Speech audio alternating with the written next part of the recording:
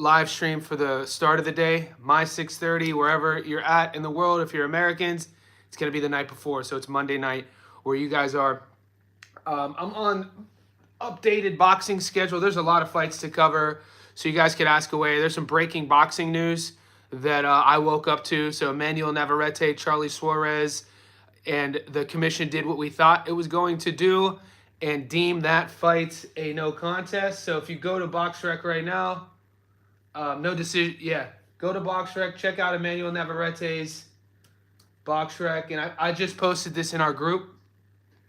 And it is, yeah, it's deemed a no contest due to the missed call, right? It was called a headbutt. It was called a headbutt. It was actually a punch. This is an example where we won a lot of money on that fight.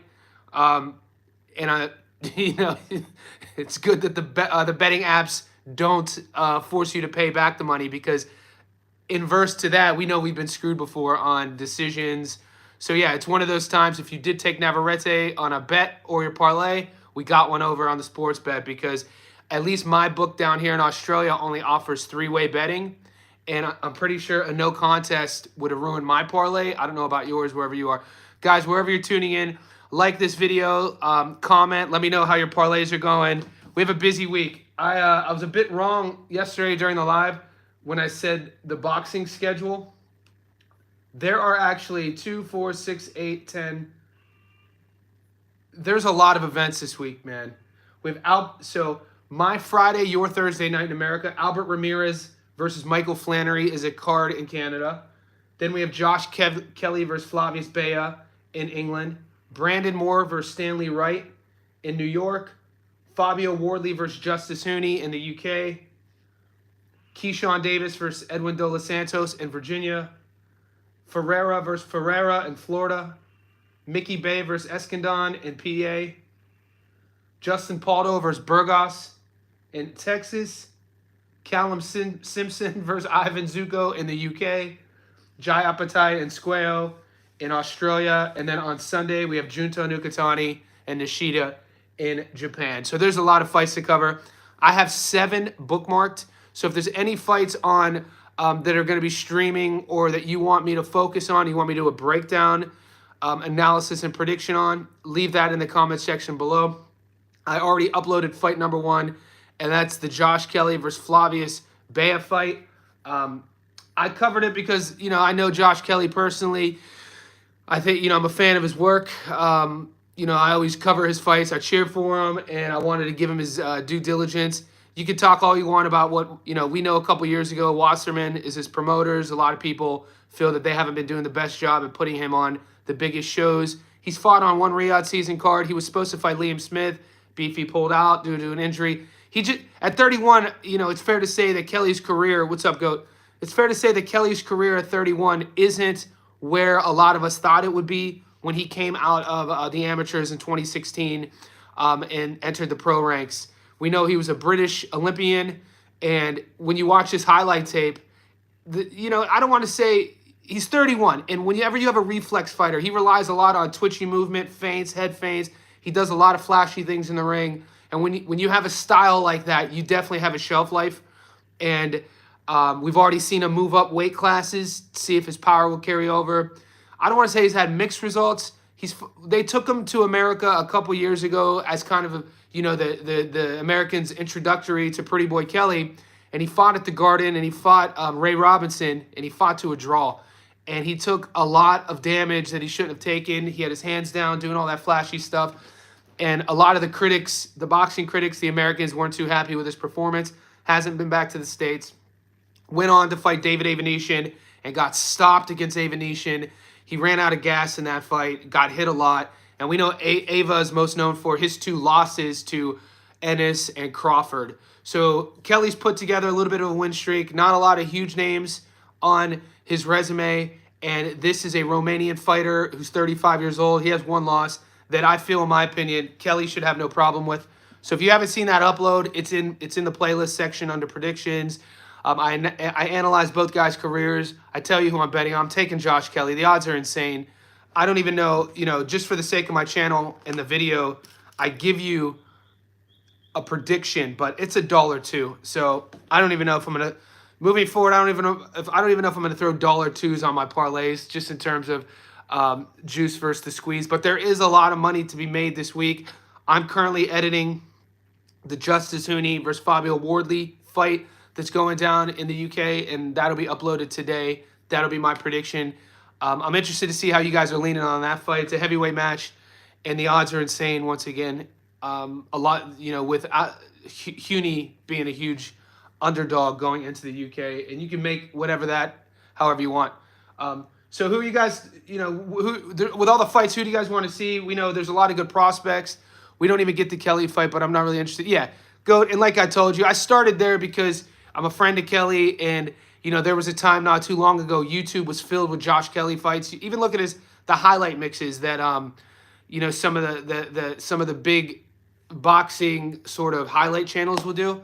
All of Kelly's with like 1 million plus views, they all date back to like 7 years ago, 8 years ago. And so I'm just trying to give him a little bit of publicity. He actually took the video that I made, shared it on his Instagram. I think, we're friends on Insta. I think he has about 400,000 followers there. So, whenever fighters do that, I know that they appreciate the analysis and breakdown. And, solid guy, family guy, lives in the gym.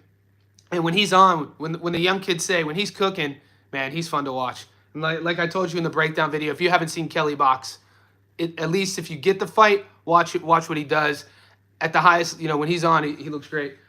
So GOAT, who are you most interested to see? What card? Because I know we got, like I said, a lot of cards. The ESPN card. Whenever Keyshawn fights in Virginia, I mean, you know how they talk about, Jimmy Butler, when playoff Jimmy versus regular season Jimmy. Virginia Jimmy, like hometown Keyshawn versus regular Keyshawn is different.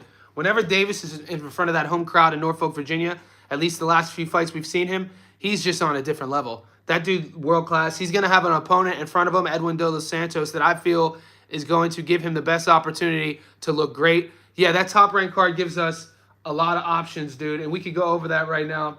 That top rank card is looking a lot of good prospects. I mean, the Davis brothers, Keon, Kelvin are on that card. Abdullah Mason's on that card. Tiger Johnson's on that card. A lot of good prospects. We just covered Tiger. Tiger just fought maybe a month ago. Top rank fight's usually the best to make money on. Yeah, DJ, I agree with you. We always hit on the top rank cards.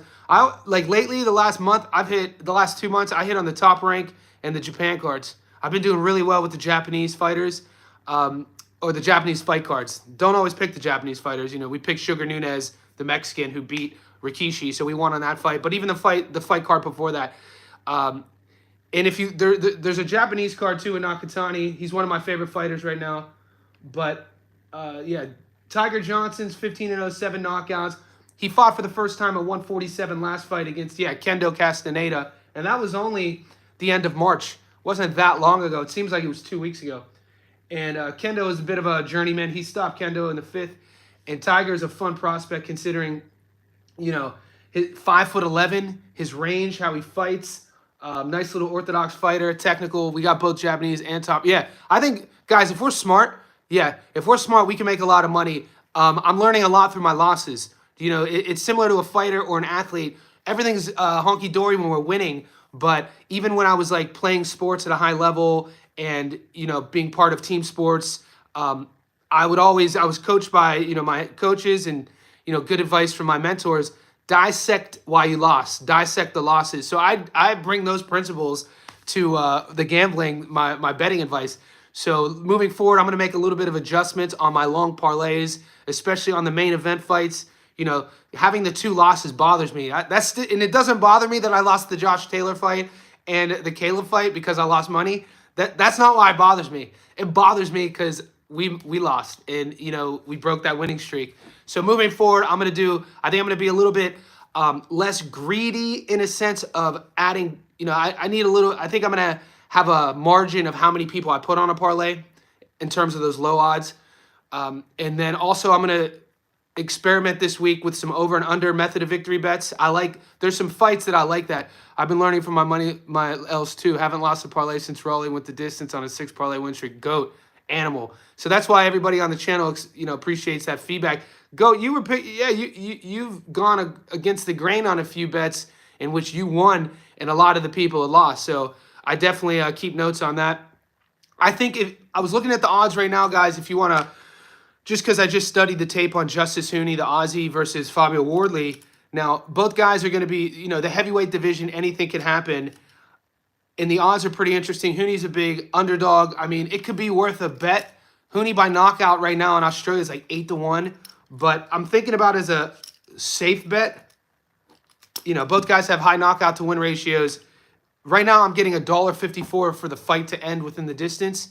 I'm thinking that's a good bet. I'm going to do a parlay with just the method of victory bets this week. Even like if you like Hooney or Wardley, whatever side you're siding with, to win by knockout, the odds are pretty good. So it's something to think about. Let me know if your books have those options out. And that's definitely not my prediction. I'll tell you what that is when you see the video that's uploaded. That'll be up in a couple hours. If you're new to the channel, I do live streams every day, whether it's fight day, fight night, the night after. I got a big plus money. What I won't go big on, Keyshawn by stoppage, Junto by stoppage, Kelvin money line, and I'm pretty confident in it personally. That's nice. Junto by stoppage. Let's see what that's going to pay. So you got Junto by stoppage. Yeah, plus money, 500, 4-1. You think he's going to stop Nishida? 6-1 dog. Junto to win by knockout. Yeah, that's what the odds are saying too. Not quite 2-1 money. He's at a plus 170 right now in my book to win by stoppage. So $100 gets you your money plus 70 back. I like that bet. Junto, I mean, you got to understand, this guy's a Japanese fighter, but he's cut his teeth in America. When you look at who he trains with in the States, his sparring partners, that's what makes him different. One of my sort of confidants in the boxing scene is a guy named James. He lived in my hometown for a while. He's part of the Robert Garcia sort of family. Doesn't train with them anymore, doesn't coach with them anymore, but he talks to him all the time. He looks at Robert Garcia kind of like a brother. Said, I appreciate the support. Like always, guys, these tips go a long way for me personally in terms of allowing me to know that I'm on the right track, and you guys appreciate the content that I put out. So Said, man, you always hook me up. I appreciate you. And hopefully I'm returning the favor in one sense or another. But Junto Nakatani, why a lot of Americans and the people in the know are high on him is because they're more connected to his training camps and the people, he doesn't look at himself as an American fighter, but there's there's American coaches who look at Nakatani as kind of an American prospect, funny enough to say, just because where he's been training at, I think pretty much at least the last 5 years. My guy James, who's connected with that Robert Garcia camp, was telling me about Nakatani like 5 years ago, and he firmly believes this guy. Now I don't know how much recency bias his opinion holds, but he thinks Nakatani, due to his height, how he punches, his angle of punches, and he thinks Nakatani holds the technical advantage if he ever fought anyway. And that's such a fun fight to think about. I know that with MJ. Akhmadaliev, the Uzbek fighter who fought last weekend, looked good, looked sharp, was playing with his food. He's supposed to be fighting Inoue in September. Like I said, the fight, I'm tuning in. I mean, Akhmadaliev is a great little fighter. He has one loss. He does a lot of things well. Matchup-wise, I think a taller, rangier guy, a more precise puncher, a guy who places his shots, and a more defensively sounded guy like Nakatani is that style to kind of give Inoue a little bit of problems. Because even with Ramon Cardenas taught us you got to punch with Inoue. You just can't sort of, engage in that clinch and wait for him to go for you to go. You punch with him. And Louis Neary taught us that too. And I think, though, 9 out of 10 times or 10 out of 10 times, Inoue wins that battle.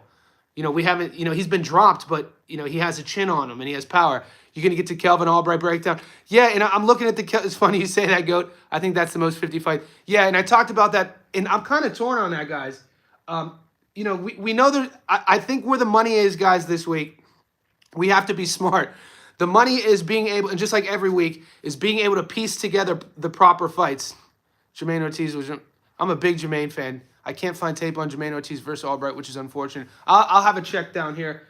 Do you follow I might be Themistocles? Do you guys go Tria, Themistocles. I might be pronouncing that wrong. I know it's a Greek name. I think he was a Greek god. It's spelled Themistocles, but Themistocles on YouTube. He usually, that's where I get a lot of my highlights from old fights, and he does it with no music, which I like. He might have the Jermaine Ortiz versus Albright fight. But I think Albright, let's see those odds right now. He's an underdog, but he's not a walkover. 16. Yeah, quality over quantity. Keep it simple. Said. Yeah, and I'm learning that from you boys. I'm learning that from Muscles. I'm learning that from Gary. I think sometimes just like a fighter when they're on a knockout streak, just like Edgar Berlanga when he was coming up, 16 fights, 16 first-round finishes, you get a bit like used to it and greedy in a sense. And betting's the same way. You know, you think you're going to hit every single bet, and then when you don't, I think it's important for us to reevaluate our systems. So I take it, it's like the Jordan meme. You know, that's all he had to say, and I took it personal. So that's what happens when I lose. I go back to the drawing board, and we're hitting this week. It's just going to come down to what puzzle pieces we put together and, you know, how patient we are. Because that Albright, so back to Goat's question with the tape, he's referring to Calvin Davis, Nahir Albright fight. Davis is undefeated. He's a good look, 15-0, but Albright's 16-2. And, you know, it's a 10-rounder. Who are Albright's losses to? He already talked about. He lost to Jermaine by decision, and he lost early his first pro fight.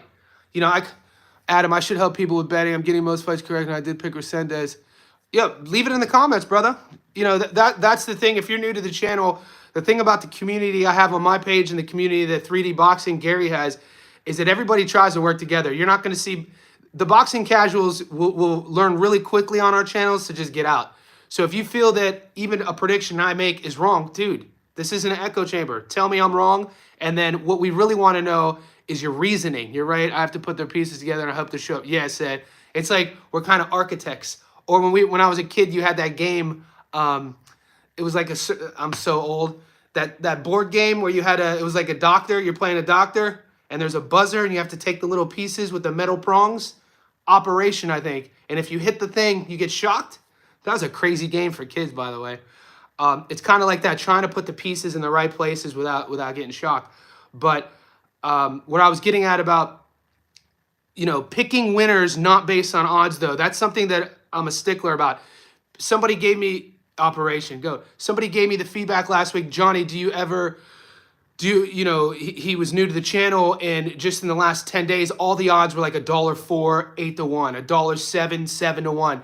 And we were just winning because we were taking the favorites, and he thought that was my methodology. And I messaged back to him. I go, mate, I was like, I'm not going to pick an underdog for the sake of getting lucky with no reasoning behind it. And so it just happened to be all of these cards had all these big favorites.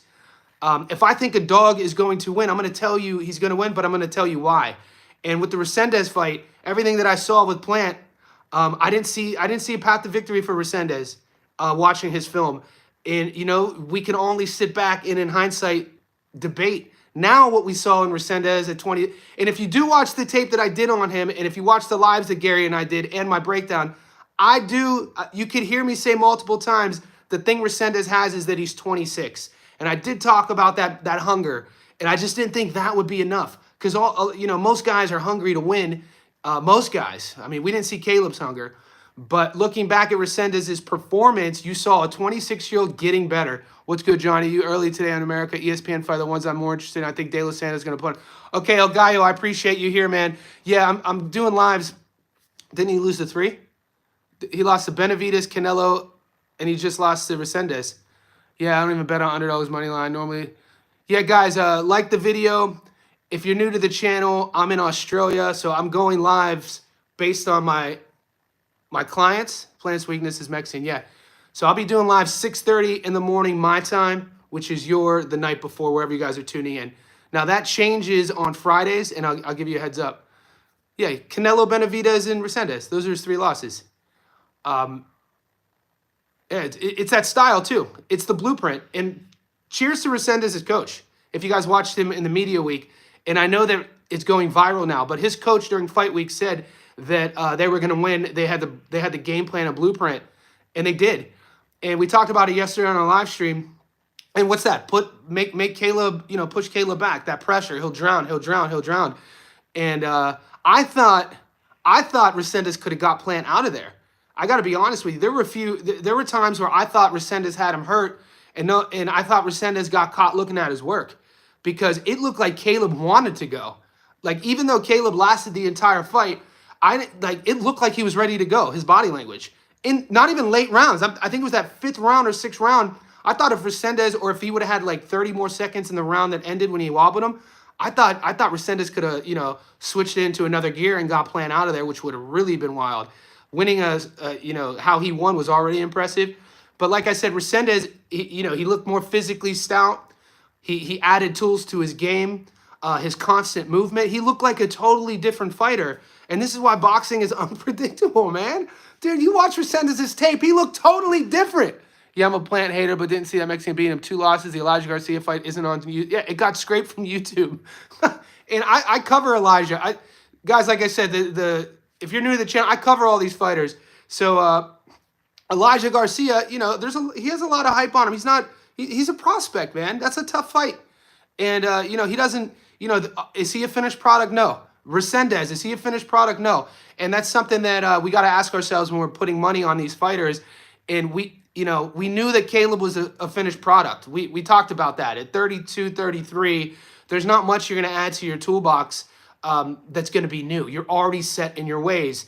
And when we're learning a lot from these fighters that, like, at 26, this guy, if he's serious, he's going to add elements to his game. This is surely a fight Josh Kelly needs to dominate to get a big fight. Flavius hoping to promote. Yeah, we talked about this. Wasserman my man who just commented about Josh Kelly. Wasserman, his promoters, just said, I forget his promoter's name, Kelly, I think, or said that they want Josh to fight this fight plus 2 more fights between the end of the year. And look at Josh's box rec. We haven't seen Josh fight 3 times in a year due to various reasons in a while.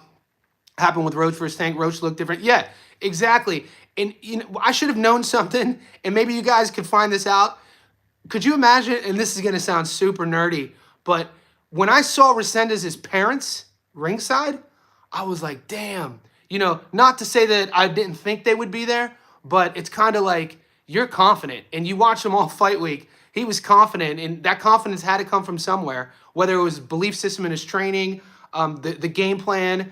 But to have your parents there in a fight that you're a 7-1 dog, look what happened with Kwame Ritter. His mom, and I covered that, I put that knockout on my shorts, so you go watch it.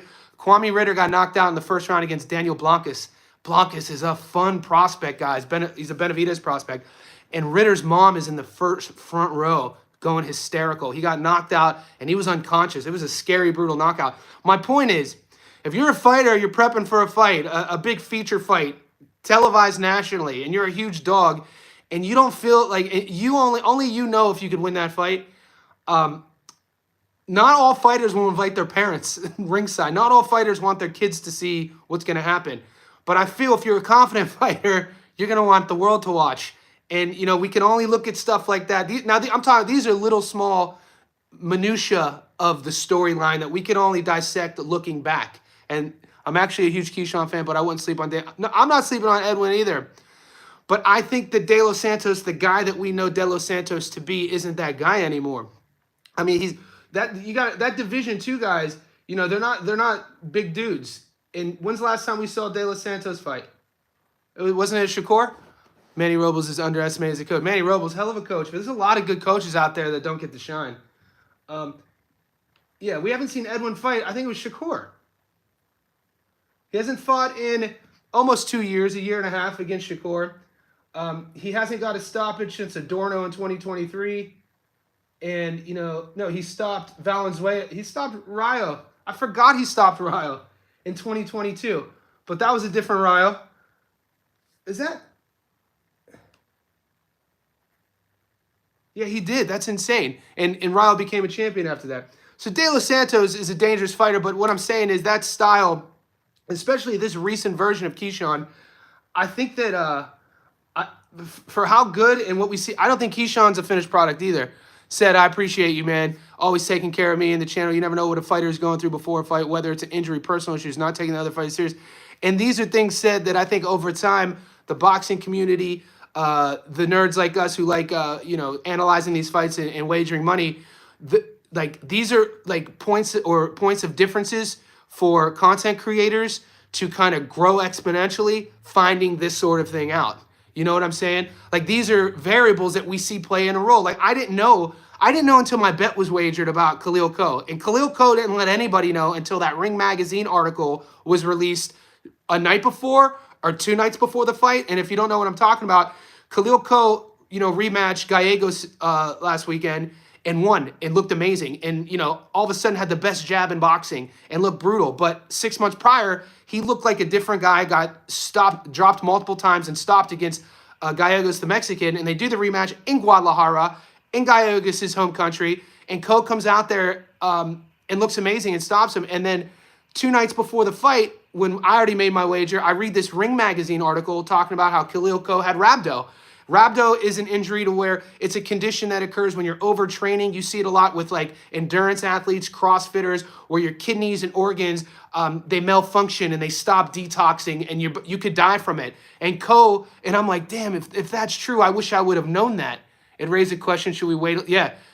And see, this is where we're learning. So it's my Tuesday. I'm going to continue business as usual on the breakdowns, but in terms of me putting my money on the fights, I'm waiting a little bit. I'm waiting as long as I can because, there's so many factors in boxing. And if you read my breakdown, go to the comments if you want. I did the breakdown of Gallegos and Ko last week. There were like 3 commenters who said, I can't, and this was when I released that video on Tuesday night. They were like, I can't tell you why, but Ko's going to be different this fight. He had issues that haven't been announced. And I'm thinking that's an excuse. Everybody has issues. I'm thinking and then sure enough, 3 nights later, I read the Ring article, and I was in too deep to flip-flop because my bet was in, and I was just riding with Gallegos. And literally, the first 10 seconds, if you watch the fight, the first exchange, Ko hits him out 2 out of 3 punches. And I was like, damn, he looks so different. Garcia and Plant losses still got me. Yeah. Sid, I feel you. It's hard to let the losses go. Like I could tell, and this is my personality. And Sid, you're the same here.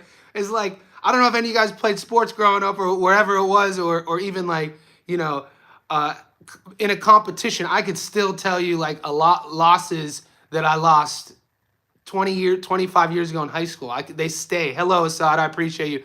Josh Taylor. Yes, that's another one.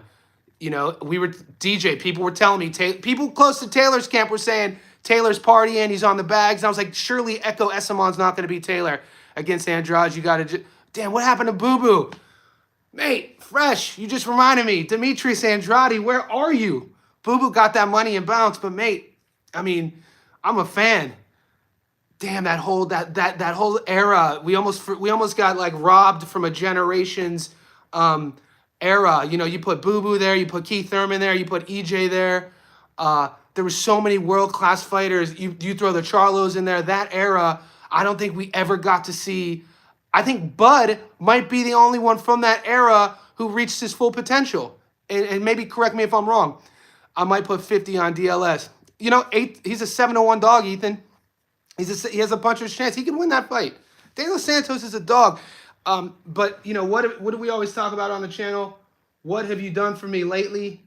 And let me just go over, all you guys have to do is look at Keyshawn's performances.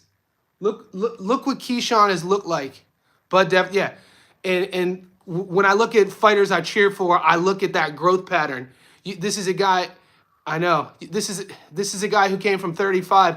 Dominicans could crack, and I can't remember seeing Keyshawn with a big puncher. Correct me if I'm wrong. Ethan, I'm going to pull that up. You pose good points here. All right, Keyshawn, he's only, Baranchik, not a big puncher. Lemos, she stopped him. Medueno, Pedraza, Nahir Albright, 16-2. Anthony Idiot, 26-2. I mean, he's been up against some quality opponents, but you're right. Big punchers, maybe if you, I think you're right on that. I mean, what's Albright's knockout to win ratio? No. Yeah, Edwin De Los Santos will definitely be A puncher's chance, yeah, but it's not just punching. It's movement, it's setups. The thing that, yeah, not active. The thing that Keyshawn does, guys, and I think this is a testament to Keyshawn getting stopped. Respectfully, I'll be Badger. Put money on that. The odds are correct. Badger. Put $100 on that. You're gonna win a lot of money if you really think Keyshawn's gonna get stopped. But what Keyshawn does really well is, he hides a lot of his offensive setups. Some fighters, I'll use Thomas LaManna, perfect example. Domestic guy, every time he went to world-class level, he gets beat. But his jab is good, it's decent, but it's from one angle. LaManna and guys at the domestic level, they struggle throwing their jabs at different angles and hiding it. Everything looks the same. Keyshawn hides a lot of his punches, a lot of his angles. He'll slip, he'll feint, he'll use foot feints, head feints. So it's not just the big punching, and this is why we know it's boxing that wins you fights. He does a lot of little tricky things in there that confuses his opponents, especially if his opponent is offensive minded. Keyshawn is the real deal when he has a full game. I'm gonna say lock of the week, knockdown prop is a lock. Goat, could you repeat that, please? What every time you say is a lock, I didn't catch that. What's a lock? A knockdown prop on which fight? The Keyshawn or De La Edwin? Yeah, Keyshawn's 5'9". It's a 12-round fight. 5'8", 5'9", southpaw Orth. Shakur. De Los Santos kept up with Shakur. Yeah, but the thing is, I get burned in the comments for saying this. I actually like that fight. I liked what Shakur did in that fight. You got a lot of the haters said he ran, but what Shakur did in that fight was show an opponent's game plan not having a plan B, C, or D. Edwin De Los Santos had one game plan, and Shakur negated that and stopped it. And De Los Santos couldn't do anything. So for game planning for De Los Santos, Keyshawn studied that tape as well. And I'm expecting Keyshawn obviously not to move as much, but on the angles and on that aggression, countering and making De Los Santos pay. If we want to say, like, based on De Los Santos' punching power and, where he comes from, his ethnicity and his resume, does he have a puncher's chance? He is a live dog. He is a live dog, but I have to do this, when I come up with my predictions, and I'll be uploading the video, I try to be analytical about it. I like to too, but Shakur stopped Pally. Why didn't he stop dude? Yeah, and Badger, Padley, Josh Padley, think about it. You're a great fight. You're a great fighter when guys lose to you and their stock rises. There's something nobody talks about. People will shit on Shakur. Big fan of Shakur over here. But Padley everyone hated on Padley for being an Uber driver. He gets beat, and now he gets signed with Matchroom. He's in big fights now. We know Josh Padley now. Did you see Lima upset Koopman fight? Was a solid bet. Aki, I didn't see that fight, man. There's been so many fights. That's why I ask you guys, wherever you're tuning in, yeah, Shakur did have messed up hands. And I did a photo of it. Shakur's hands historically are damaged. But if you want me to cover a fight, and I don't want to use the word obscure to offend anyone, let me know in the comments. Second favorite fighter behind Benavidez. And I can see why, man. Padley's life changed off of a loss. I think Josh might have won one exchange. Maybe he might have caught Shakur early, and Shakur backed up and kind of smiled. But that's it, and his life changed. Padley just won another. Yeah, I know. He did. And Padley's, I cover a lot of the Brits here. And Josh Padley in the blogs, people are high on Padley. And he's a decent fighter. I just thought he was a domestic guy. He gets stopped. But you go in there short notice, and get stopped by Shakur, and then you become a world-class guy. What does that tell you about Shakur? You know what I'm saying? So it's even the same narrative, bro. If Shakur was that great, he would have stopped DLS or gave a better performance. I don't know, man. We don't know what they're going through. When I think about Shakur's great, there's different variables of greatness with boxers. Shakur's greatness comes, and we always talk about it, are his intuitiveness, his instincts, his reaction time, his reflexes, his movement patterns, his understanding of the 3 levels of the pocket, his range, how he's able to go exit, inside, move, not get hit, how he's able to counter you. There's so many things going on that a lot of people, the average fan, they don't understand, they don't see. When you, and I'm not talking down on anybody about this, but when you spar, when you box, when you learn the sport, if you coach, if you've ever had lessons from a real fighter, you start learning the little nuanced minutia of the sport, and you start understanding what Pernell Whitaker was doing. You start understanding what Floyd Mayweather was doing. You start understanding what Shakur does. And why those are the things that make him special. There's big punchers. If we're going to say that power makes you special, You know, there's a long list of big punchers in boxing. Isn't about stopping guys, it's about beating them. 100%. Go, great quote. Boxing isn't about stopping guys, it's about beating them. And so that's why I've always been high on Shakur. I think what we're gonna see though is the resurgence of the hype. He's in it now. He's in his late 20s, Stevenson. You know, he's in a weight class where you know, I think his power. I mean, I don't even know if he's probably entering his physical prime. He looked good against Padley. We're gonna see what he looks like against Shakur's fighting soon too. Yeah, Zepeda. Man, I don't like looking too far ahead. That's why, yeah, July 12th. El Camarón. Winning is always number one. Guys, wherever you're tuning into this, we always have the chat going. Could you please like this video? Like I said, if there's fights, Fabio Worley, Justice Uni fight. Ryan, I'm uploading my prediction today in a few hours. It's a great fight. I think there's some prop bets we could win a lot of money on. Hooney is close to a 3-1 dog right now on my book in Australia. Yes, goat spot on. And I think right now, I'm not going to tell you who I'm picking, but I think to answer your question, I think there's money we could win on the Hooney fight. You think Junto continues? I think so, Mar. I think Junto knocks out Nishida. I'm high on Junto. Brittle hand, Shakur going to get his first loss next fight. Cameroon. I mean, Zepeda is one of my favorite fighters. Hooney got that in the bag. I don't think it's that easy. If you can post I do. Badger, I always post it. I post my wins and losses. I didn't realize, I thought I was going to get a lot of hate, but I got some cool compliments from you guys for posting my losses. I didn't realize that not many people post their losses. No chance in hell. Yeah, I don't think Zepeda beats Shakur either, but I think Zepeda's style is perfect for Shakur to look good. Because Zepeda's, I mean, there's a lot that you got to like about Zepeda in terms of his pace, his cardio, his pressure, his willingness to engage. But, you know, not sitting down on his punches. You know, when you have a guy who's able to counter with those quick reflexes, Shakur's going into that fight probably thinking he's already seen, Zepeda's not bringing anything that he hasn't seen before. And, you know, Zepeda, you know, he gets stoppages, but they're usually from drowning a lesser domestic level opponent. Those are his stoppages. He doesn't have one-punch knockout power.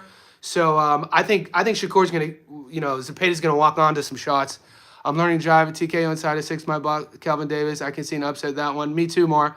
Shakur fight is going over. Yeah, statistically, guys, what's up, Johnny Ohio in the building? One of the best. Mar the Machine, man, I appreciate you. You know my roots are in Northeast Ohio. I appreciate everybody tuning in. Remember to like this video. A lot of you guys are either watching this and not realizing how much just hitting a thumbs up will help it. Also, if you're watching the content, you haven't hit subscribe yet, do that as well. It just helps the channel. It's all I ask. I know a lot of you guys are asking to start a Discord or Patreon to put some other good content in there. I'm not rushing to do that just yet. You know, I don't want to ask you guys for any more money. I don't want to, you know, I'm growing my channel. I feel like I'm in a position where I want to grow my channel, grow my knowledge even further, the sport, further engage the community, and just keep having chats like this. I believe Shakur will pick up the offensive pace if he has to. He knocked out Pally with a jab to the stomach. He has more power than people think. Yeah, and Adam, and Shakur's power comes off of his timing. You know what I mean? It's that timing that a lot of power in boxing isn't about what we think it is. It's more about catching a guy in a specific moment and then throwing yours, like shifting weight from back to front, them going too far on the front foot, and then you catch them. So that's a type of power as well. So timing, I talk about it on the channel, is a component of a successful fighter's offense or defense that you don't hear people talk a lot about. And Shakur's timing's on point. Shakur only fights if he knows the opposition isn't punching. I mean, oh, you mean exchanging? Yeah, and that's the knock on him. He's not going to be one of these guys who's going to punch with you. Word is Keyshawn's moving to 140 soon. Hopefully Abdullah fills the W. Abdullah is a fun prospect, mate. Cleveland, Ohio. Mar the Prince. Ohio runs boxing. Yes. Yeah, Abdullah. I mean, Mar, we got Tiger Johnson, too. Delonte, a Cleveland guy. Fought at 147. His first fight last against, we covered that. He won Kendo Tremendo. He stopped Kendo Tremendo, a tough veteran. Shakur, Kit Kat Stevens. Nah, for real, Plant decision was on. I know, Stack. I don't want to talk about it. Caleb Plant screwed all of us. Caleb Plant, talk about getting outworked. I mean, Somebody told me to watch the interview that Breadman did after, and I did, because I was critical of Breadman's lack of technical advice to Caleb in between rounds, but then afterwards he did an interview and he was actually asked about that, and he spoke about that, and he said, and you can watch this interview on YouTube, Breadman was saying how Caleb's flaws come not in his preparation, but his variety of preparation. He's been sparring with the same guys his whole career. He doesn't travel to get new looks. He's kind of set in his ways at this stage of the game. He's made his money, and you can see that. He's stagnated. 32, 33 isn't the end of the road for a lot of fighters. There's plenty of examples where guys continue to add elements to their game, but you have to want to do that. You have to be willing to be vulnerable. You have to be willing to say at that stage of the game, I made my money, I have a good, nest egg, but I still want to get better. And we just haven't seen that with Caleb. We just haven't seen him add tools to his game. If anything, we've seen him regress. And I think that was on full display when, if you watch the fight, guys, I know Goat saw this. All Caleb was doing offensively from the 6th round onward was trying to catch Resendez with the same combo he caught Darrell with. And Resendez wasn't having it. Resendez would just stay here. And Caleb would go lead hand to the liver, lead hook up top. And it wouldn't land. It was the same exact combo he hit Darrell with, and it was like that was his home run. It reminded me of a home run hitter or a baseball team in the last inning, trying to hit a long ball. And that rarely ever works out. Yeah, you got to hit singles first. You got to play small ball. Most times teams that win World Series or make it far in baseball are teams that are able to hit the ball, contact hitters, get on base, and then the long ball comes. If you're just swinging for the fences, you haven't set anything up. You might hit 1 or 2 bombs, but you're not going to win a lot of games. And that's what Caleb was reminding me of. He was just trying to go for like his pot shot that everybody saw coming. We saw it coming. We've seen the knockout go viral. You're telling me this 26-year-old Mexican isn't preparing for that? You're telling me that he's fighting a guy like you that isn't a no-knockout artist, that his biggest win, it's safe to say Darrell's probably his biggest win, and most definitely his biggest knockout. You don't think he trained for that? You don't think Resendez was going to that fight saying, I'm not getting caught, I'm not getting fucking dug in the ground like Darrell? And the mistake Darrell made was he stayed in the pocket with his head here and his hands here, rather than here. And every time Resendez engaged, he was defensively responsible. It was actually nice to watch. And like I said yesterday on the live stream, even though my parlay lost, even though I lost a lot of money, by the 7th round and what I was watching in Plant's body language, he wasn't giving me shit. He wasn't giving us anything. I was just like, you know what, Resendez, stop him. And this is the kind of mind, I was like, Toro, stop this dude. Even though that's how my mentality is. If you're gonna just not give me what I want from you, or if you're gonna like sell something short, I'm going the opposite. I'm a contrarian. I'm gonna be like, all right, F it, knock this dude out. We should have I know, it's easier said than done. It's easier said than done, boys. All right, guys, like this video. We're approaching 45 minutes. I gotta take my girl to the doctor. Nothing serious. She just doesn't like going by herself. I always bring her up. We don't live together. We live in the same neighborhood. So she's just right over here. I'm uploading the Hooney versus Wardley fight, my breakdown analysis. If you're new to the channel, I say welcome. If you've been here, I say appreciate the support. Everybody like this video, comment. Stay tuned to the channel. We got a big week. We're going to start piecing our parlay together tomorrow. So stay tuned. I do lives every single day. I appreciate everyone.